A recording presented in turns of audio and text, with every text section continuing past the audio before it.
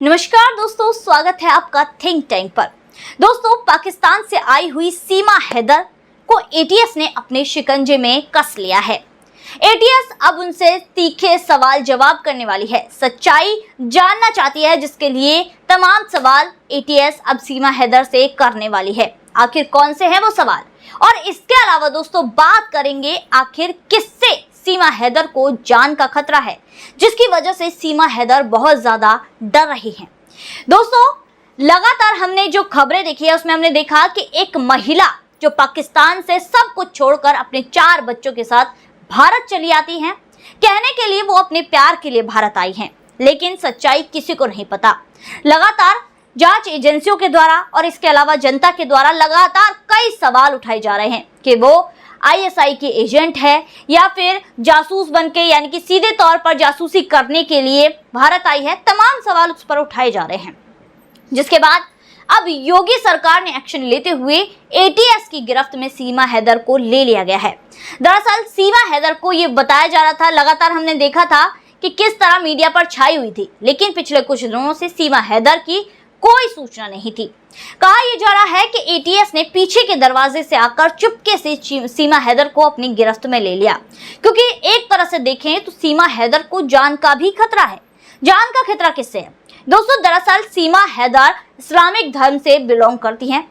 इससे पहले अभी जब वो कन्वर्ट हो गई हैं हिंदू धर्म में, तो इस्लामिक लोगों में खास तौर पर गुस्सा देखा जा रहा है। लगातार भारत में भी ऐसे लोग हैं, और इसके अलावा पाकिस्तान में सीमा हैदर ने साफ कह दिया है कि मैं यहीं रहूंगी, यहां से मुझे कहीं नहीं भेजिए, क्योंकि पाकिस्तान जाते ही मुझे मार दिया जाएगा। लेकिन भारत में भी ऐसे मुल्ला मौलवी हैं जो लगातार इस्लामिक धर्म में जो कहते हैं कि इस्लाम, देखिए दोस्तों, इस्लाम धर्म में किसी और धर्म के बारे में सोचना ही गलत बात है, और ऊपर से अगर सीमा हैदर कन्वर्ट हो गई हैं तो ये उनके लिए बहुत बड़ी बात है। ऐसे में जो इनके इस्लाम में सजा तय की गई है वो है मौत की सजा। तो इसमें ऐसे में कोई भी व्यक्ति निकल कर आ जाएगा जो कभी भी सीमा का सर कलम कर देगा। हमने देखा कि एक नुपुर शर्मा के कुछ बोलने पर ही किस तरह जो खूनी तांडव रचा गया था, जिसमें कई लोगों को मौत के घाट उतार दिया गया था, उनका सर कलम कर दिया गया था। और यहाँ तो सीमा हैदर ने इस्लाम ही छोड़ दिया है और पाकिस्तान छोड़कर भारत आ गई हैं। तो लगातार यहाँ पर ये जो सारी चीजें हैं निकलकर सामने आ रही है, क्योंकि भारत से भी कई ऐसे मुल्ला मौलवी हैं जो मांग कर रहे हैं कि सीमा हैदर को वापस पाकिस्तान भेजा जाए। दोस्तों, इसके बाद अब एटीएस ने सीमा को अपनी गिरफ्त में ले लिया है, तो सवाल एटीएस लगातार सीमा हैदर से करने वाली है कि वो नेपाल में किस किस के कनेक्शन में थी, दुबई में किस किस के कनेक्शन में थी। इसके अलावा पाकिस्तान से वो पहले दुबई गई, फिर नेपाल आई और फिर भारत में उन्होंने एंट्री ली। तो इस दौरान उन्होंने किस किस का समर्थन लिया, पाकिस्तान से जो फोन इस्तेमाल किए थे, कहा यह जा रहा है कि कई फोन सीमा ने इस्तेमाल किए थे, और सीमा ने वो फोन भी पाकिस्तानी सिम, पाकिस्तानी फोन पूरी तरह से नष्ट कर दिए। आखिर क्यों, क्या कारण था जो सीमा ने फोन नष्ट कर दिए? शक होना लाजमी है, क्योंकि इस फोन वगैरह वही नष्ट करता है, ऐसी चीजों को, सबूतों को वही मिटाता है जिसके मन में खोट हो, जो कुछ ना कुछ छुपा रहा हो। इसके अलावा सीमा ने 7 महीने की चैट अपने पति सचिन के साथ, जो पहले उसका फ्रेंड हुआ करता था, उसके साथ की, वो 7 महीने की चैट भी डिलीट कर दी। आखिर क्या कारण था जो चैट डिलीट की गई? लगातार एटीएस ये जानने की कोशिश कर रही है, और जल्द ही जो उसका डिलीटेड डाटा है, जो चैट उसने डिलीट की है, वो भी यहाँ पर एटीएस रिट्रीव कर लेगी। इसके अलावा दोस्तों, नेपाल में वो कहाँ रुकी, किस होटल में रुकी, किससे मिली, ये सारी चीजें जानने की एटीएस कोशिश कर रही है, और लगातार सीमा हैदर से सवाल कर रही है। वहीं दूसरी तरफ दोस्तों, यहाँ पर जो एटीएस है वो ये भी जानने की कोशिश कर रही है कि पाकिस्तान में वो किसके कनेक्शन में थी, क्या उसके परिवार में से कोई पाकिस्तानी आर्मी में तो नहीं है।